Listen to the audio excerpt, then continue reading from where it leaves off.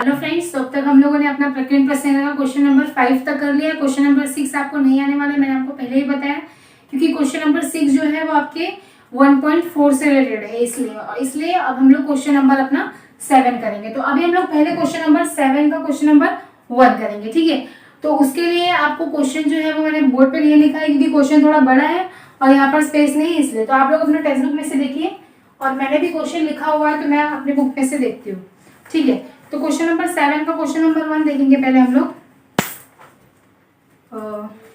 हाँ, तो question number 7 में आपको क्वेश्चन नंबर 1 दिया हुआ है, किसी 2 अंकों वाली संख्या में उसके जोड़ने पर किसी 2 अंकों वाली संख्या में उसके अंकों का स्थान परस्पर बदलने पर प्राप्त संख्या को जोड़ने पर योगफल कितना आता है? 143 आता है।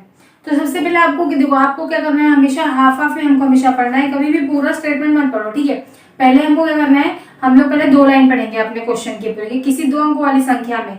सबसे पहले आपको ये ध्यान है कि देखो, जब हम लोग कभी भी उम्र की बात करते हैं किसी की भी इतनी उम्र है और दूसरे वाले की इंसान की इतनी उम्र है, तो कभी भी अगर हम लोग उम्र की बात करते हैं तो हम लोग क्या लेते हैं, एक्स और वाई लेते हैं, हम लोग उनकी उम्र मानते हैं। लेकिन यहाँ पर आपको क्वेश्चन में दिया हुआ है 2 अंकों वाली संख्या, मतलब आपको क्या लेना है, 2 अंक वाली कोई भी संख्या लेनी है। तो वो संख्या कौन सी हो सकती है, हम लोग मानेंगे अगर तो हम लोग एक्स और वाई ही मानेंगे, लेकिन आपको हमेशा पता ही होगा कि अंक की बात हो रही है, तो 2 अंक वाली जो संख्या होगी वो कभी भी कौन से प्लेस पे आएगी, इकाई और दहाई। उसका हमेशा अंकों का स्थान क्या होता है, या तो इकाई होता है या तो दहाई या सैकड़ा होता है, लेकिन इसमें 2 अंकों वाली संख्या बोला है। जैसे समझो 2 अंकों वाली संख्या हम लोग कोई सी भी ले सकते हैं, जैसे मैंने लिया 15। अगर मेरी 2 अंकों वाली संख्या 15 है, तो 15 जो है ये मेरा क्या है, इकाई, और 1 जो है वो मेरा क्या है, दहाई है। तो 2 अंकों वाली संख्या में मेरी जो 15 है, उस 15 का में 5 क्या है, इकाई वाला स्थान है, और 1 क्या है, दहाई का स्थान है। इसी तरीके से आप लोग कुछ भी ले सकते हो। अगर हम लोग लेते समझ लो 25, तो 25 में 5 क्या है, इकाई का स्थान है, इकाई दहाई, फिर 2 क्या है, दहाई। अगर इसके बाद कोई एक और नंबर हो तो समझ लो 1, तो वो क्या हो जाता है, सैकड़ा हो जाता है। लेकिन हमको 2 नंबर की ही बात की है क्वेश्चन में, इसलिए हम लोग क्या करेंगे, कोई 2 ही नंबर लेंगे। अब कभी भी आपको हमेशा मालूम होगा कि जो इकाई जो संख्या होती है, उसका जो स्थान का जो मान होता है वो कितना होता है, 1 होता है ना। कैसे, देखो इकाई पे संख्या है तो उसका हम लोग 5 गुणे 1 ऐसे लिख सकते हैं। लेकिन अगर कोई संख्या दहाई पे है तो उसको हम लोग कैसे लिख सकते हैं, 2 गुणे 10। 2 गुणे 10 क्यों, क्योंकि इकाई की संख्या जो है वो हमेशा 1 होती है, और दहाई की संख्या पे हमेशा क्या आता है, 10 आता है। सैकड़े की संख्या पे हमेशा क्या आता है, 100 आता है। तो इसी तरीके से आपका जो ये था, ये बेसिक था। अब हमको अपना क्वेश्चन स्टार्ट करना है, और क्वेश्चन में आपको हम लोग को सबसे पहले क्या करना पड़ेगा, मानना पड़ेगा। क्या मानना है, सबसे पहले ये आपको कृति दी हुई है, क्वेश्चन नंबर 1 जो है उसमें हमको कृति दी है, उस कृति को हमको क्या करना है, सॉल्व करना है। तो सबसे पहले हमारे क्वेश्चन में है, किसी 2 अंकों वाली संख्या में उसके अंकों का स्थान परस्पर बदलने पर। लेकिन 2 अंकों वाली संख्या भी तो सबसे पहले हमको पता होनी चाहिए ना, तो इसलिए हम लोग सबसे पहले मानेंगे क्या, कि माना इकाई स्थान का जो अंक है वो x है। संख्या का कभी भी स्थान होता है, कैसे, इकाई और दहाई। लेकिन अगर यही इसको क्वेश्चन उम्र का होता तो उम्र का कोई स्थान नहीं होता है ना। लेकिन यहाँ पर हम लोग क्या बात करें, इकाई की संख्या की। अगर जैसे मान लो आप लोगों ने लिया 35, तो 35 में भी ये कौन सा स्थान हो गया, इकाई का, और ये कौन सा स्थान हो गया, दहाई का। तो इसीलिए अगर हम लोग कभी भी अंकों की बात करेंगे, 2 अंकों वाली, 3 अंकों वाली, तो उसका हमेशा क्या आएगा, स्थान। आपको पता होना चाहिए कि इकाई की संख्या का मान हमेशा 1 होता है, स्थान मान। दहाई वाली संख्या का हमेशा स्थान का मान 10 होता है। सैकड़े वाले का हमेशा कितना होता है, 100। अगर उससे आगे जाता है तो 1000 होगा। ऐसे जैसे जैसे बढ़ती जाती है संख्या, अंकों की संख्या, उसका मान भी, उसका स्थान भी आपको क्या होना चाहिए, पता होना चाहिए हमेशा। तो हम लोग सबसे पहले मानेंगे क्या, कि माना इकाई स्थान का अंक कितना है, x है, ये हम लोगों ने मान लिया। और उसके बाद दहाई स्थान का जो अंक है वो क्या है, y, ऐसा हम लोगों ने माना। उसके बाद हमको बोला गया है, क्या बोला गया, कि अंकों का स्थान परस्पर बदलने पर प्राप्त संख्या को जोड़ने पर अंक जो योगफल आएगा वो कितना आएगा, 143 आएगा। तो ये हमारी क्या है, पहली शर्त है। पहली शर्त क्या है हमारी, कि जो हमको अंक मिलेंगे 2 अंक, उन 2 अंकों को जब हम लोग स्थान परिवर्तन करेंगे, स्थान परिवर्तन मतलब क्या, जहां x अभी है और जहां अभी y है, तो उन दोनों का स्थान परिवर्तन हो जाएगा। मतलब क्या, अगर हम लोग ऐसे लिखते हैं, समझ लो कि 1 गुणे, अगर हमारा, मैंने समझ लो कोई नंबर लिया, समझ लो मैंने लिया नंबर 35, तो 35 मेरा नंबर है, तो 5 मेरा क्या है, इकाई, और 3 मेरा क्या है, दहाई। तो मैं इसको कैसे लिख सकती हूँ, 3 दहाई का है, तो 3 को मेरे को कैसे लिखना पड़ेगा, 10, है ना, क्योंकि दहाई के स्थान पे हमेशा 1 0 आता है, इसीलिए। और उसके बाद 5 जो है वो इकाई का, तो हम लोग 5 को कैसे लिखेंगे, 5 गुणे 1, क्योंकि इकाई के स्थान का जो मान होता है, स्थानीय मान वो हमेशा कितना होता है, स्थान का मान 1 होता है। अगर सैकड़ा होता तो सैकड़े में हम लोग क्या लिखते, 2 जीरो, मतलब 100 से गुणा करते। तो इसीलिए फिर उसका मूल संख्या, पहले हम लोग ने इकाई स्थान का अंक x मान लिया और दहाई स्थान का अंक जो था वो कितना मान लिया, y मान लिया। अब हमको मूल संख्या माननी है, तो मूल संख्या देखो, अगर हमारी x और x प्लस वाई अगर हमको ऐसे दिया हुआ है, या फिर समझ लो ऐसे दिया है, यहाँ पर x दिया है और यहाँ पर y दिया है, तो ये हमारा क्या हो जाएगा और ये क्या होगा हमारी, ये हमारा होगा इकाई वाली संख्या और ये क्या होगी हमारी दहाई वाली संख्या। तो y जो होगी, y का स्थान कितना होगा, 1 होगा, लेकिन x का जो स्थान का मान होगा वो कितना होगा, 10 होगा। क्यों, क्योंकि ये दहाई पे है इसलिए। लेकिन यहाँ पर मूल संख्या में क्या दिया हुआ है, y, और यहाँ पर ये समझ लो, ये जो हमारी पहली वाली संख्या होती है वो कभी भी क्या होती है, इकाई, और जो ये वाली संख्या वो क्या है हमारी दहाई। तो दहाई का जो अंक, जो हमारी संख्या होती है उसका मान कितना होता है, हमारा स्थानीय मान दहाई संख्या हमेशा कितना होता है, 10। इसीलिए आपका ये जो आपको बॉक्स दिया खाली, उसमें क्या आ जाएगा, 10 आ जाएगा। आपको समझ में आ रहा होगा अच्छे से, क्योंकि अंकों का स्थान जो होता है, मान उसका हमेशा पता होना चाहिए। हम लोग बचपन से ही पढ़ते हैं ना, इकाई दहाई सैकड़ा हजार, तो सैकड़ा, तो इकाई का मान हमेशा 1 होता है, दहाई में कितना आता है, 1 जीरो आता है, सैकड़े में कितना आता है, 2 जीरो आता है। तो ये हम लोग पढ़ते हुए आए हैं हमेशा, इसलिए आपको हमेशा याद रखना है। उसके बाद आपको बोला गया है कि अंकों के परस्पर, अंकों का स्थान परस्पर बदलने पर प्राप्त संख्या को जोड़ने पर योगफल कितना आता है, 143 आता है। अब हम लोगों ने हमारी संख्या मान ली, और हमारी मूल संख्या मतलब हमारी जो रियल में जो संख्या है वो कितनी क्या होगी, क्या बनेगी, हम लोग ने वो भी ले ली। उसके बाद हमको बोला गया है कि अंकों के परस्पर स्थान परिवर्तन, स्थान परिवर्तन करना है, मतलब जहां पर y है वहां पर x आ जाएगा, और जहां पर x है वहां पे क्या आ जाएगा, y आ जाएगा। मतलब इसकी जगह पे ये आ जाएगा और इसकी जगह पे ये आ जाएगा। तो ऐसा हमको क्या करना है, अंकों का स्थान परिवर्तन करना है। ठीक है, तो अंकों के स्थान परिवर्तन से प्राप्त संख्या क्या होगी। अब जो हमारी y है वो हमारी कहाँ पे आ गई, इकाई पे आ गई। तो इकाई वाली संख्या का स्थानीय मान हमेशा 1 होता है, हमको पता ही है। लेकिन जो हमारा x है जो पहले इकाई पे था वो अब कहाँ पे आ गया, दहाई पे। तो आपको पता है कि दहाई का जो अंक होता है उसका स्थान का मान कितना होता है, हमेशा 10। इसीलिए अब क्या होगा, यहाँ पर 10 आ जाएगा। तो इसलिए आपके इस बॉक्स में क्या आ जाएगा, 10 आ जाएगा। ठीक है, इतना आपको अच्छे से समझ में आ गया होगा। अब हमारी शुरू होती है प्रथम शर्त। प्रथम शर्त में हमको क्या बोला है कि, मैं वापस से पढ़ूंगी, इसमें हमको क्या बोला है, 143 तक, किसी 2 अंकों वाली संख्या में उसके अंकों का स्थान परस्पर बदलने पर प्राप्त संख्या को, यहाँ तक तो हम लोग ने पढ़ कर लिया। पहले हम लोग ने 2 संख्या मानी, उसके बाद अंकों का परस्पर हम लोग ने क्या किया, स्थान परिवर्तन किया। उसके बाद अब प्रथम शर्त हमारी जो होती है वो हम लोग करेंगे। क्या बोला है कि परस्पर बदलने पर प्राप्त संख्या को जोड़ने पर योगफल कितना आना चाहिए, 143 आना चाहिए। इसका मतलब ये है कि पहले जो हमको संख्या प्राप्त हुई है, हमारी जो मूल संख्या है वो, और अंकों का जो स्थान परिवर्तन किया उसके बाद जो संख्या मिलती है वो, दोनों को जोड़ने के बाद जो हमारा योगफल आना चाहिए वो कितना आना चाहिए, 143 आना चाहिए। तो ये आपको पहले से ही भर के दिया हुआ एक्टिविटी में।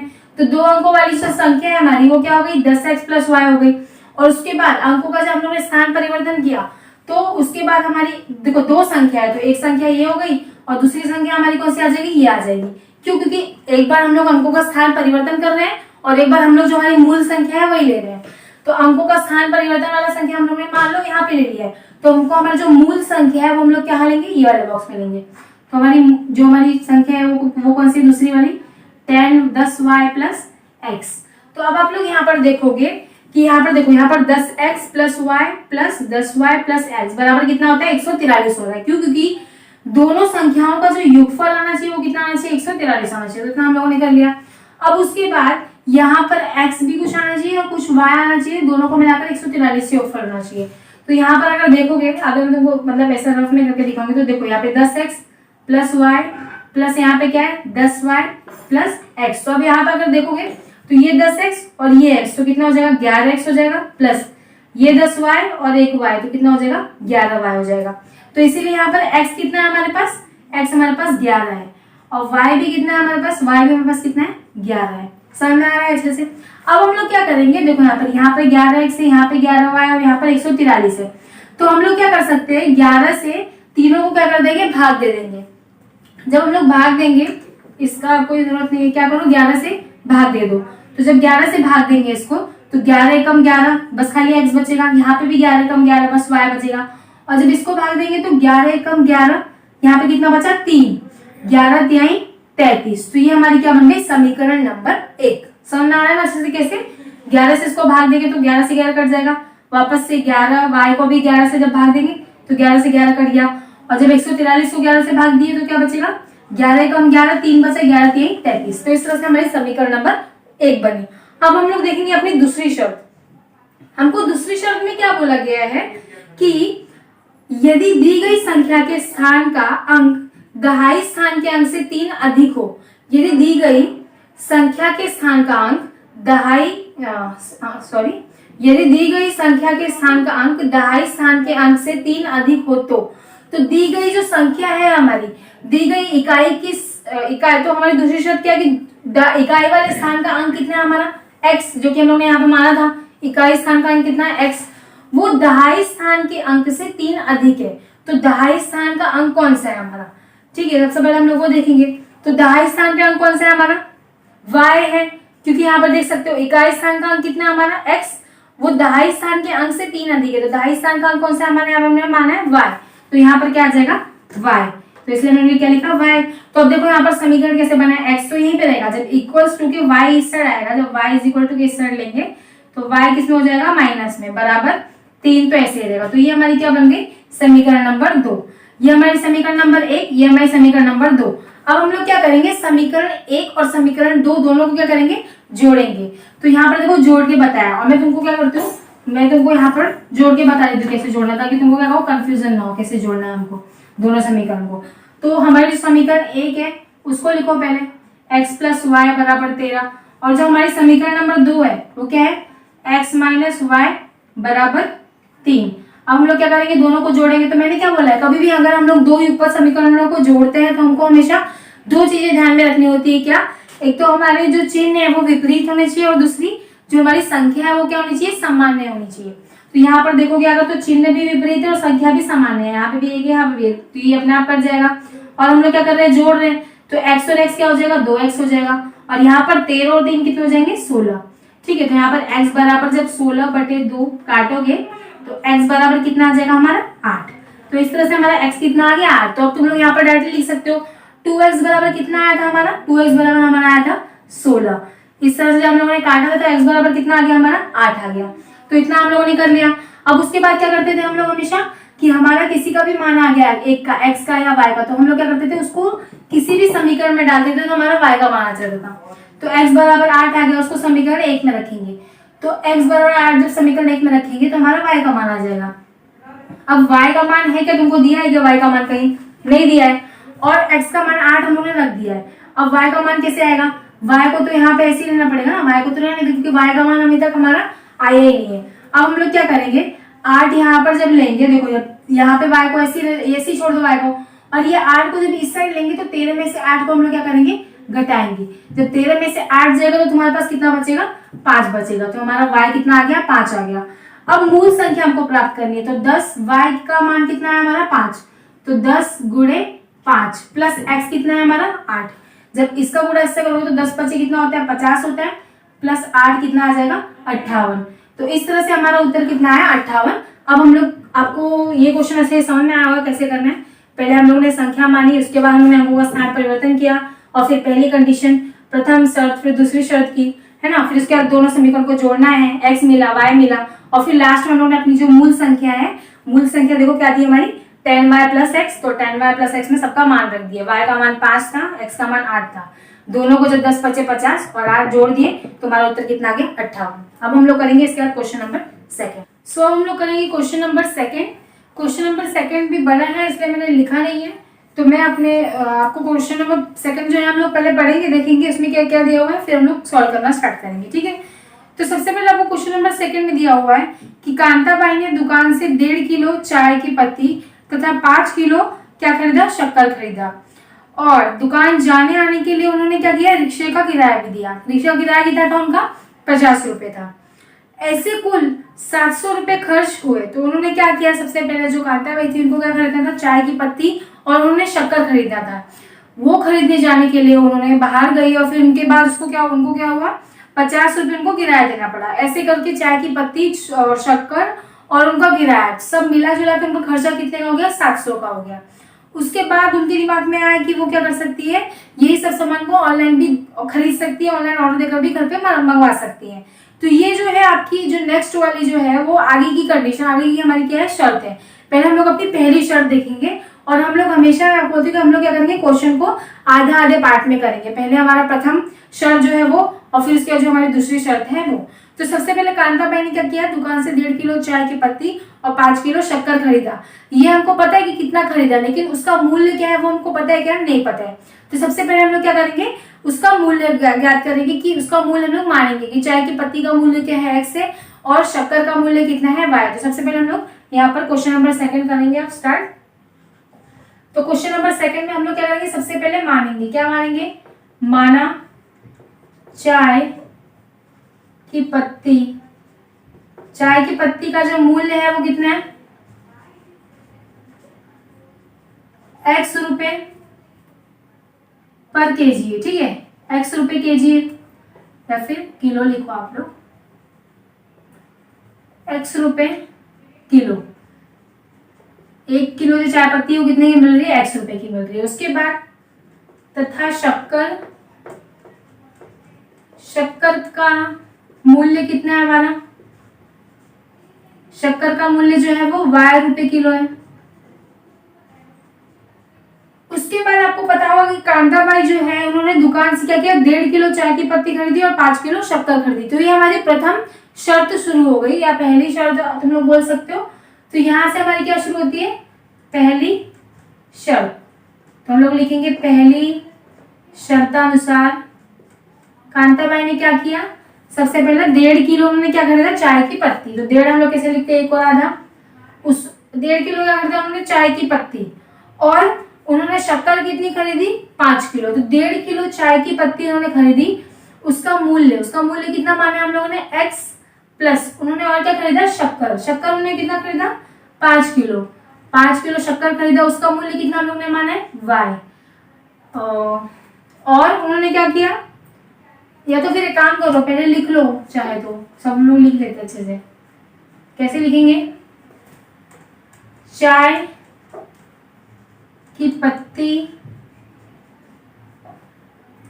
प्लस शक्कर प्लस उन्होंने क्या किया, रिक्शे का किराया भी दिया,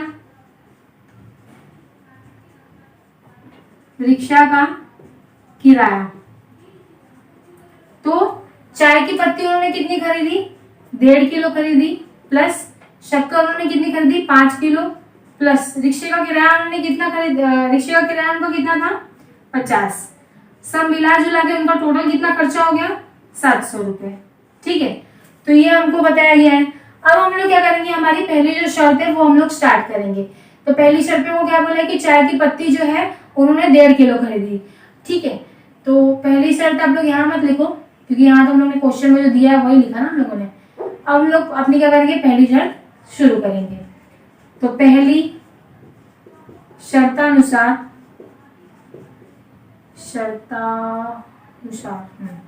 पहली शर्तानुसार क्या बोला हमको कि 1.5 किलो उन्होंने क्या कर दी, चाय की पत्ती, उसका मूल्य कितना हम लोग ने माना है, x। 5 किलो ने क्या खरीदा, शक्कर, उसका मूल्य हम लोग ने क्या माना है, y। बस उसमें रिक्शे का, उसके बाद हम लोग क्या बना रहे हैं, हाँ, फिर उसके बाद 50 हमारा क्या था, रिक्शे का भाड़ा बराबर 700। ठीक है, अब देखो यहाँ पर 1.5 और 1.5 को हम लोग और किस लिख सकते हैं, 2 एकम 2 और 1 3। तो यहाँ पर आ जाएगा 3/2x प्लस यहाँ पे आ जाएगा 5y प्लस यहाँ पे आ जाएगा 50 बराबर क्या हो जाएगा 700। अब हम लोग क्या कर सकते हैं, या तो एक काम कर सकते हो आप लोग, यहाँ ये 50 को यहाँ मत रहने दो, 50 को हम लोग इस साइड ले लेंगे तो 50 क्या हो जाएगा, माइनस हो जाएगा। तो 700 में से हम लोग क्या कर देंगे, 50 को माइनस कर देंगे।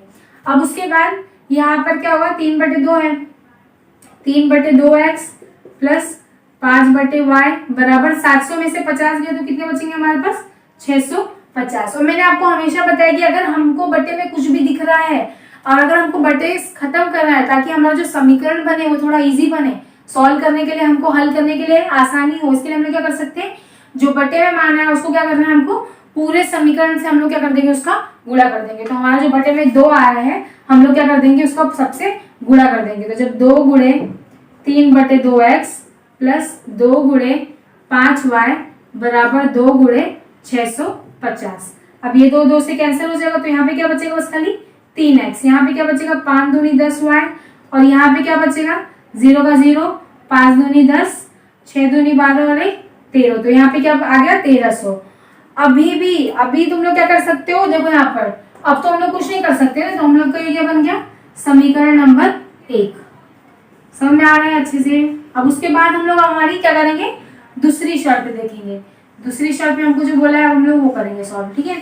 दूसरी शर्त में हमको बोला है कि उसके बाद उनको दिमाग में आया, क्या दिमाग में आया, जो हम लोग यूज कर रहे हैं अब क्यों, क्योंकि अब इस टाइम लॉकडाउन का टाइम चालू है, तो हम लोग ज्यादा से ज्यादा क्या प्रेफर कर रहे हैं, हम लोग घर पे बैठ के ऑनलाइन ऑर्डर कर रहे हैं सामान को, और सामान जो है वो हमारे घर तक आ रहा है। उसके लिए हमारे जो डिलीवरी जो चार्ज होती है, वहां से सामान दुकान से यहाँ घर पे हमारे पहुंचाने की, उसके भी खर्चे हमारे नहीं लगते हैं। तो ठीक है, अब उनको दिमाग में आया क्या कि ये सामान को वो ऑनलाइन ऑर्डर भी कर सकती थी और वो उसी दर पे पहुंचाते। तो उन्होंने क्या किया, मैं आगे का बढ़ती हूँ। बाद में उन्हें समझ में आया कि यह वस्तु ऑनलाइन ऑर्डर देकर भी उसी दर पर ही पहुंच मिलती, और अगले महीने उन्होंने क्या किया, 2 किलोग्राम चाय की पत्ती और 7 किलोग्राम शक्कर ऑनलाइन मंगवाई। तब उन्होंने 880 रुपए खर्च किया। ठीक है, तो हमारी दूसरी शर्त है, हमारी दूसरी शर्त हम लोग स्टार्ट करेंगे। दूसरी शर्तानुसार, दूसरी शर्त में हमको क्या बोला है कि उनके वापस से ऑनलाइन ऑर्डर किया। उन्होंने क्या ऑनलाइन ऑर्डर किया, 2 किलोग्राम चाय की पत्ती।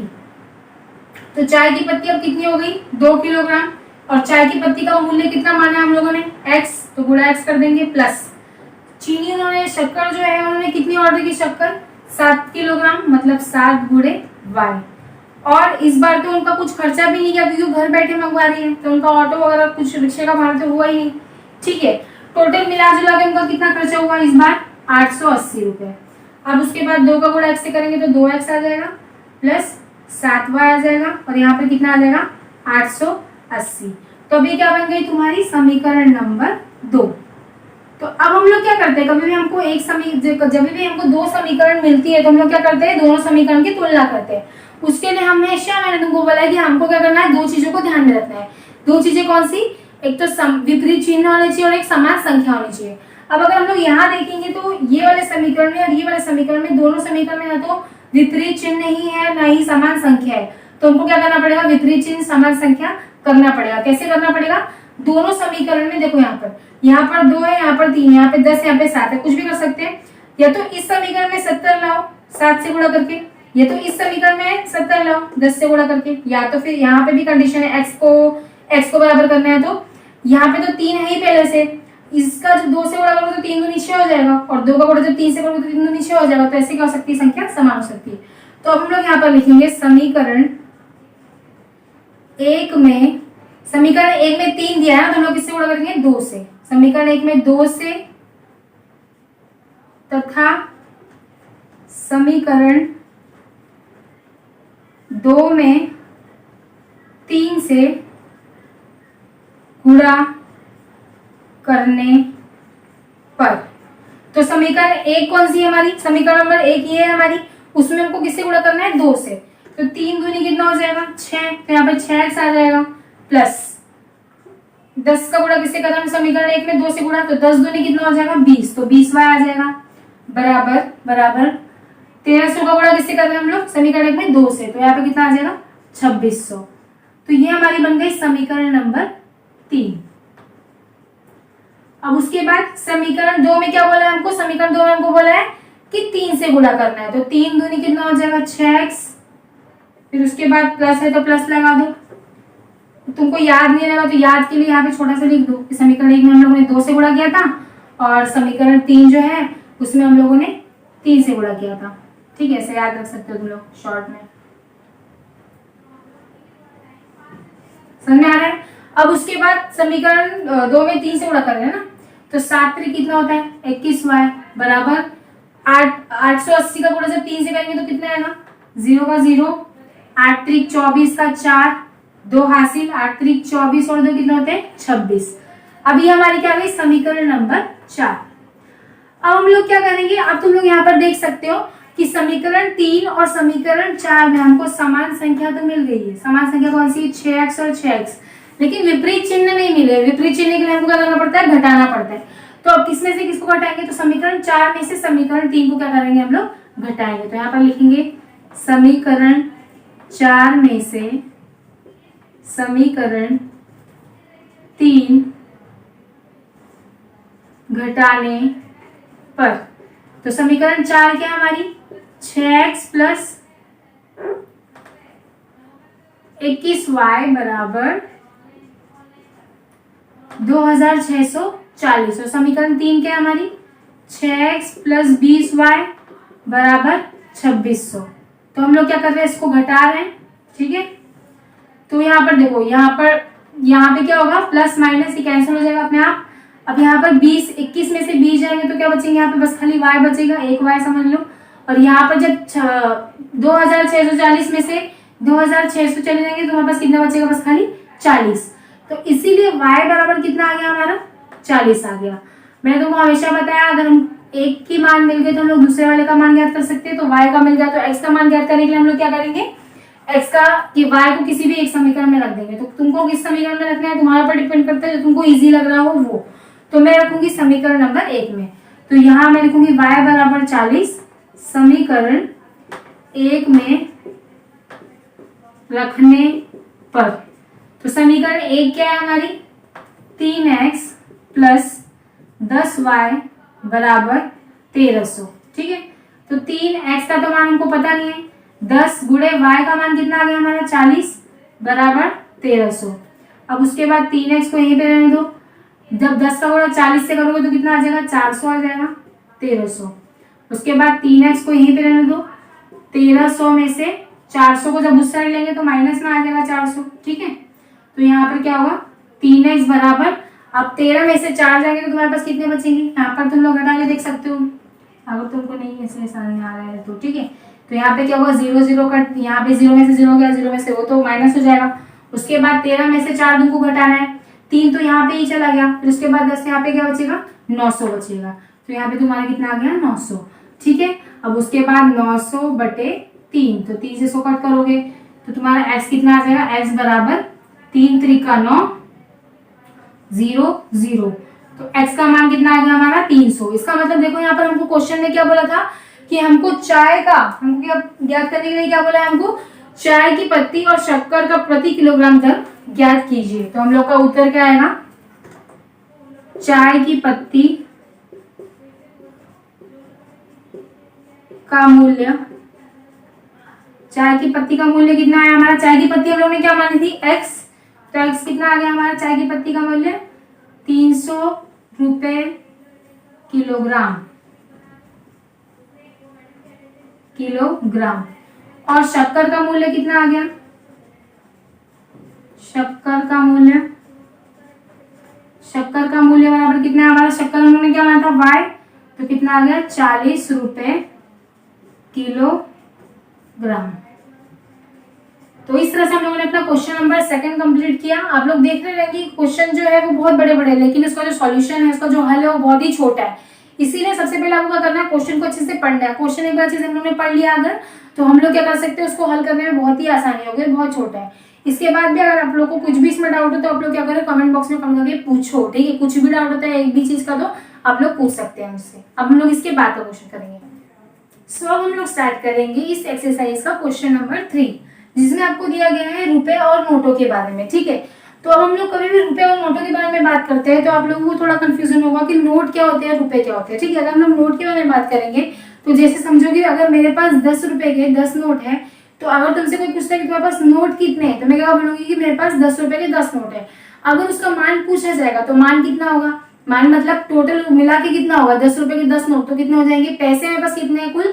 तो मेरे पास, अगर रुपए की बात होगी तो मेरे पास 100 रुपए है। तो उसी हिसाब से यहाँ पर आपको रुपए और नोटों के बारे में बताया गया है। तो अनुष्का के पास 100 रुपए के x नोट है तथा 50 रुपए के कितने नोट है? अनुष्का के पास y नोट है।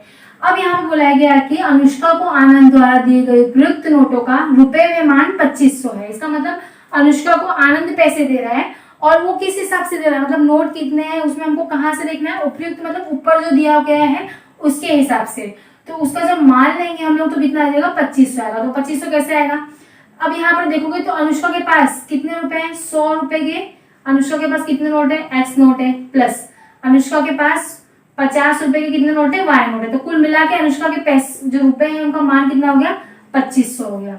अब उसके बाद जब हम लोग यहाँ पर दूसरी शर्त देखेंगे तो दूसरी शर्त में बोला हुआ है कि आनंद ने उसी नोटों की संख्या में क्या कर दी, परस्पर बदल कर दी। उसके पास जो 100 जैसे अनुष्का के पास थे, आनंद ने क्या किया, उसका उल्टा कर दिया, परस्पर बदल कर दी।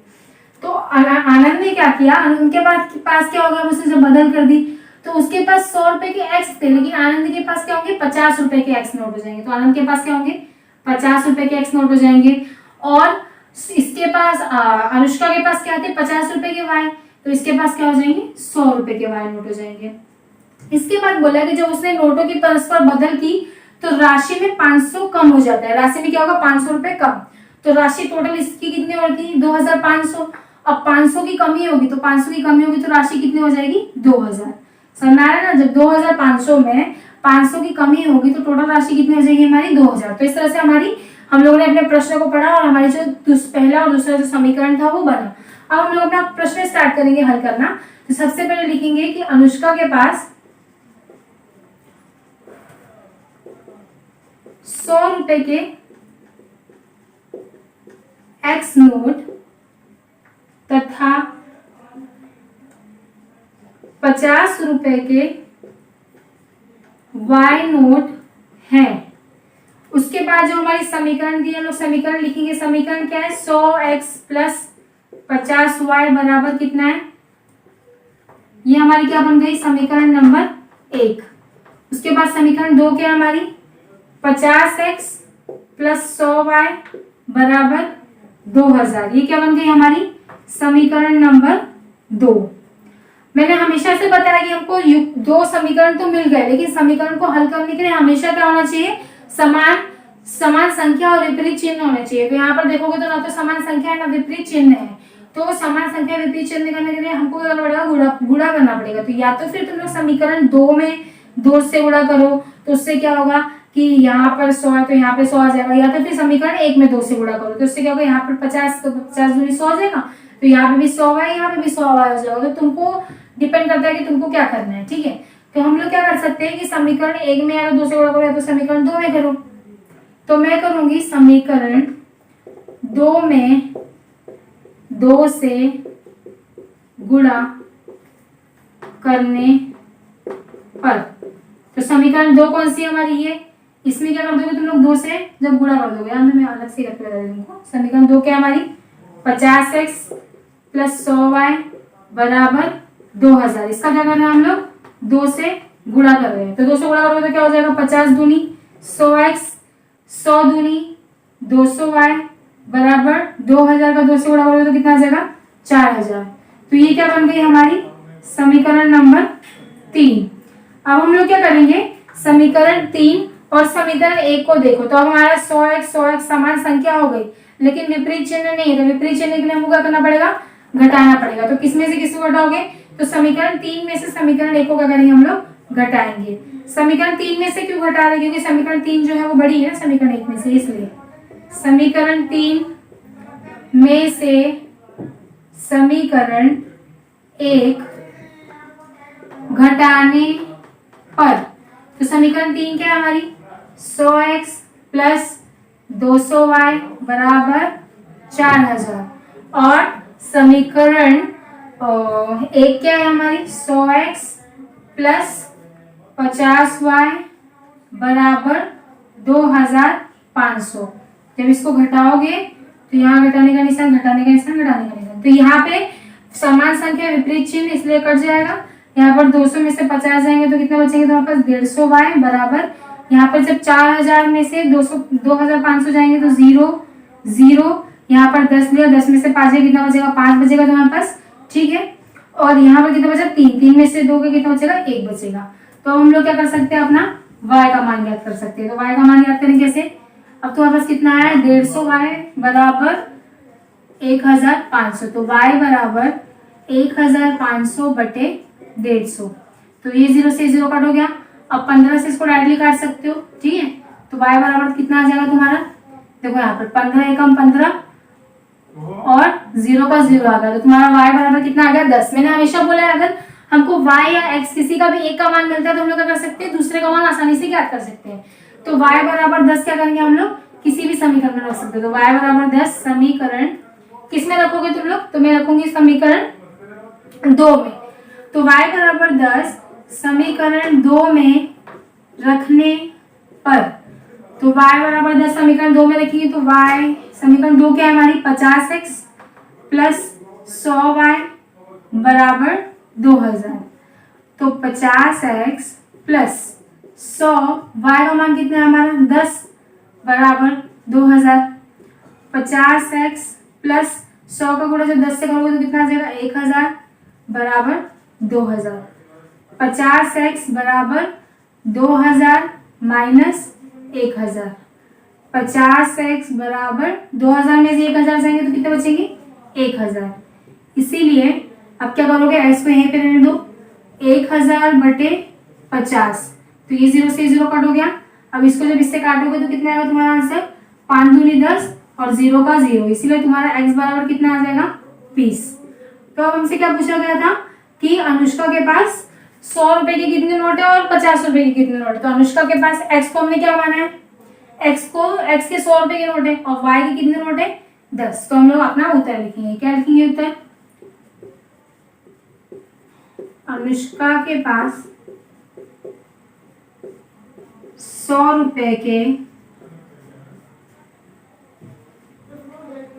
कितने नोट है, उसके पास x का मान कितना है हमारा 20 तथा 50 रुपए के कितने नोट है, अनुष्का के पास 10 नोट है। तो इस तरह से हमारे क्वेश्चन नंबर 3 जो है वो आपका वो कंप्लीट हुआ। इसमें अगर कुछ भी डाउट है तो आप लोग क्या करिए, कमेंट बॉक्स में कमेंट करके पूछिए, ठीक है। इसके बाद हम लोग अपना आगे का क्वेश्चन करेंगे।